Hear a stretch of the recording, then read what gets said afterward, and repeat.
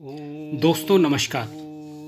दोस्तों आपने सुना होगा और कई बार माला का जप भी किया होगा।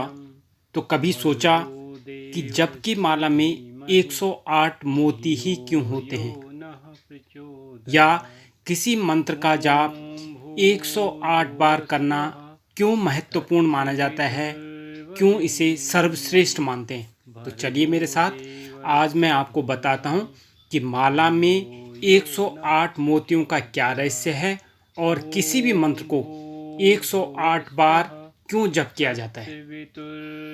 हमारे उपनिषदों में माला के 108 बार जप करने के विषय में विस्तार पूर्वक वर्णन किया गया है। अब सबसे पहले चलते हैं कि उपनिषद हैं क्या। उपनिषद ब्रह्म विद्या की प्राप्ति के लिए शिष्य का गुरु के पास बैठकर परम ज्ञान की प्राप्ति करना है। उपनिषद हिंदू धर्म के महत्वपूर्ण श्रुति धर्म ग्रंथ हैं। ये वैदिक वाङ्मय के अभिन्न अंग हैं। इनकी रचना वेद व्यास जी ने संस्कृत भाषा में की है। इनकी कुल संख्या 108 है, लेकिन मुख्य उपनिषद 13 हैं। हर उपनिषद किसी न किसी वेद से जुड़ा हुआ है, जो हमारे 4 वेद हैं। इनमें परमेश्वर, परमात्मा ब्रह्मा और आत्मा के स्वभाव का बहुत ही विस्तृत रूप से वर्णन किया गया है। उपनिषद भारतीय सभ्यता की अमूल धरोहर हैं।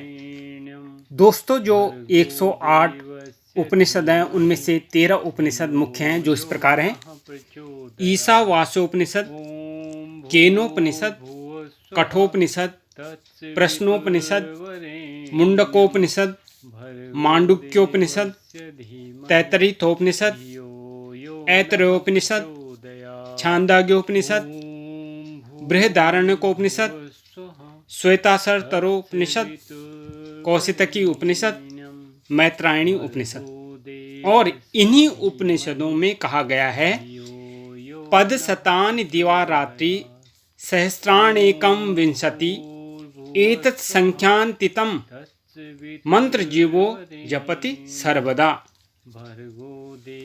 24 घंटे में एक व्यक्ति लगभग 21,600 बार सांस लेता है। 12 घंटे दिनचर्या के और 12 घंटे देव आराधना के माने जाते हैं। इन 24 घंटों की सांसों को आधा करें तो 10,800 सांसें इष्ट देव के स्मरण के लिए है। इतना समय देना संभव नहीं है, तो अंतिम के 2 शून्य हटाकर 108 सांसें प्रभु स्मरण के लिए प्रदान की गई हैं। और माला में जो 108 मोती होते हैं, वो इन्हीं सांसों को प्रदर्शित करती हैं। दूसरा कारण है कि सूर्यदेव एक वर्ष में 2 बार अपनी स्थिति बदलते हैं। 2 स्थिति, उत्तरायण और दक्षिणायन। 6 माह की स्थिति में सूर्यदेव प्रत्येक बार 1,08,000 बार अपनी कलाएं बदलते हैं। इसी संख्या से आखिरी 3 शून्य हटाकर माला के 108 मोती निर्धारित किए गए हैं। और माला का हर मोती सूर्यदेव की हर कला का प्रतीक माना जाता है। अगला कारण, ज्योतिष के अनुसार ब्रह्मांड को 12 भागों में विभाजित किया गया है। 12 भाग कौन कौन से हैं? पहला मेष, दूसरा वृष, तीसरा मिथुन, चौथा कर्क, 5वां सिंह, छठा कन्या, 7वां तुला, 8वां वृश्चिक, 9वां धनु, 10वां मकर, 11वां कुंभ और 12वां मीन। इन 12 राशियों के 9 ग्रह कौन कौन से?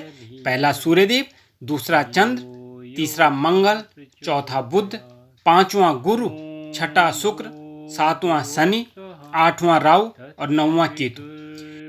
इन दोनों को गुणा करते किने? 12 राशियों को और 9 ग्रहों को, तो 12 नमा 108। तो ये 108 मोती जो हैं ब्रह्मांड को प्रदर्शित करते हैं।